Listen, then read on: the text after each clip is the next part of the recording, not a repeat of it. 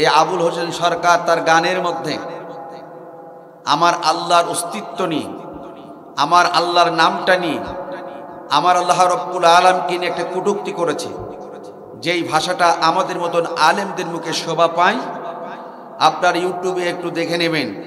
আল্লাহর কথার কোনো গুয়া মাথা আমি কিছু পাই না।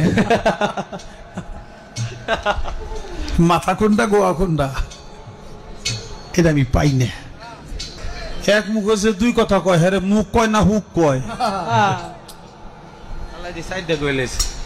এই বাউল নামে কোলাঙ্গার আবুল হোসেন সরকারকে আমার মনে হয় অতি বিলম্বে তাকে গ্রেফতার করেছে শুনতে পেয়েছি। শুধু গ্রেফতার করে ক্ষান্ত নয়, এই ঠাকুরগাঁও জেলা থেকে আমরা তৌহিদি জনতা জেলাতে চাই এদের মতন কোলাঙ্গার বাউলদেরকে ফাঁসির কাস্তে ঝোলানো দরকার। কথা বলে ঠিক কিনা?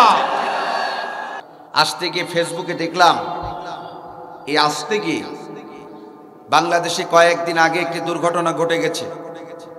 ঘটনাটা হলো এই যে বাংলাদেশে বাউল সম্প্রদায়, কথাটা আমি শুরুতে নিয়ে আসলাম যেহেতু কথাটা রেকর্ড হচ্ছে, গোটা ওয়ার্ল্ডের মানুষ দেখবে।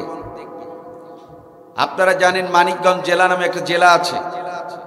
এই মানিকগঞ্জ জেলায় একজন বাউল সম্রাট, বাউল নাম হচ্ছে আবুল হোসেন সরকার। আপনারা কি নাম শুনেছেন? এই আবুল হোসেন সরকার তার গানের মধ্যে আমার আল্লাহর অস্তিত্ব নিয়ে, আমার আল্লাহর নামটা নিয়ে, আমার আল্লাহ রব্বুল আলামিনকে নিয়ে একটা কটূক্তি করেছে, যেই ভাষাটা আমাদের মতন আলেমদের মুখে শোভা পায়। আপনার ইউটিউবে একটু দেখে নেবেন, এগুলো চোখ কান খোলা দরকার। এই বাউল, এই আবুল হোসেন সরকার, সে গান গাক, আমাদের কোনো দ্বিধা নাই, আমাদের তার বিরুদ্ধে কোনো আর কথা নাই। কিন্তু যেই বাউল আমার আল্লাহর নামে নিয়ে কটূক্তি করে, যেই বাউল আমার নবীকে নিয়ে কটূক্তি করে, যেই বাউল কোরআনকে নিয়ে অবমাননা করে, যেই বাউল আলিম ওলামাদের বিভিন্ন ধরনের কুরুচিপূর্ণ কথা বলে, আমি মনে করি এই শাহজালালের পুণ্যভূমিতে, খানজাহানের পুণ্যভূমিতে, এ হাজী শরীয়তুল্লাহর পুণ্যভূমিতে 90% মুসলমানের দেশে এই বাউল নামে কোলাঙ্গার আবুল হোসেন সরকারকে আমার মনে হয় অতি বিলম্বে তাকে গ্রেফতার করেছে শুনতে পেয়েছি। শুধু গ্রেফতার করে ক্ষান্ত নয়, এই ঠাকুরগাঁও জেলা থেকে আমরা তৌহিদি জনতা জেলাতে চাই এদের মতন কোলাঙ্গার বাউলদেরকে ফাঁসির কাস্তে ঝোলানো দরকার। কথা বলে ঠিক কিনা? আমার ভাইরা, আমার কথা রাগ করেন না। বর্তমান আমার দেশে কিছু সুশীল সমাজ, আমার দেশের কিছু বুদ্ধিজীবী, আমার দেশের কিছু রাজনীতিবিদ, আমি ফেসবুকে দেখলাম, নাম বলবো না, আপনারা খুঁজে নেবেন। এই ঠাকুরগাঁও একজন আছে, তিনি ডাইরেক্ট বলছে যারা বাউলদের গায়ে হাত দেয়, যারা বাউলদের বিরুদ্ধে কথা বলে, ওরা হচ্ছে ধর্ম, আমাদেরকে বলেছে ধর্ম ব্যবসায়িক, আমাদেরকে বলেছে বিভিন্ন ধরনের ধর্ম বিভিন্ন নিয়ে আমাদেরকে গালিগালাজ করেছে, আমাদেরকে বিভিন্ন কুরুচিপূর্ণ মন্তব্য তিনারা বলেছেন। আমাদেরকে জঙ্গিবাদ বলা হয়েছে অতীতে ফ্যাসিস্ট সরকারের আমলে, আমাদেরকে রাজাকার বলা হয়েছে, আমাদেরকে আলবদর বলা হয়েছে। কিন্তু কারোর বাপের সাধ্য নয় আলেমদেরকে দুর্নীতিবাজ বলা, আলেমদেরকে ধর্ষণকারী বলার সাহস বাংলার জমিনে কেউ পায় নাই। কথা বলে ঠিক কিনা? অতএব বাংলাদেশে যেই সুশীল সমাজ, যেই রাজনৈতিক লিডারেরা যারা আমার আল্লাহর নিগালি দেয়, ওদের পক্ষ নেবেন। আগামী দিনে আমরা তাদেরকে লাল কার্ড দেখাবো। তার কারণ বাংলার ভূখণ্ডে কোন নাস্তিক মুরতাদদের আর এই বাংলার ভূখণ্ডে দেখা দেওয়া যাবে না। যারাই তাদের পক্ষে নেবে তাদের বিরুদ্ধে দুর্গ আন্দোলন করে তুলতে হবে। কারা কারা তুই হাত তুলে আমার আল্লাহকে দেখা।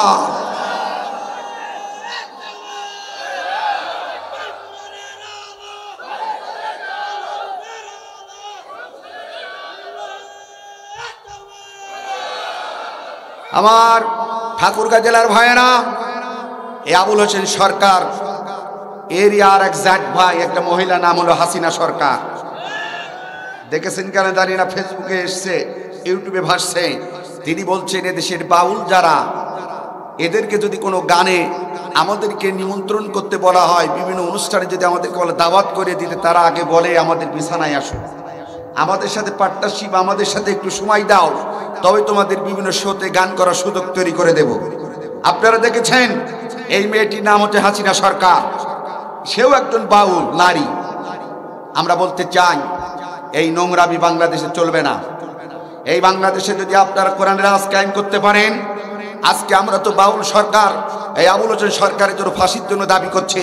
আল্লাহর কসম করে বলি, বাংলাদেশের পার্লামেন্টে যদি আল্লাহর কোরআন থাকতো, আজ এই বাংলার ভূখণ্ডে কোনো নাস্তিক, কোনো মুফতাদ আবুল হোসেন সরকারের মতন ব্যক্তি, যে আমার আল্লাহর জমিনে বাস করে, আল্লাহর সুআলো বাতাসে বলা হয় আল্লাহ রাব্বুল আলামিন দাও ফলমূল খেয়ে জীবন যাপন করে, আল্লাহ দাও অক্সিজেন উপভোগ করে, এতগুলো নিয়ামত খাওয়ার পরেও না শুকরিয়া আদায় করে, এদের মতন কুলাঙ্গারদেরকে বাংলার ভূখণ্ডে আমরা জায়গা দিতাম না। কথা বলে ঠিক কিনা?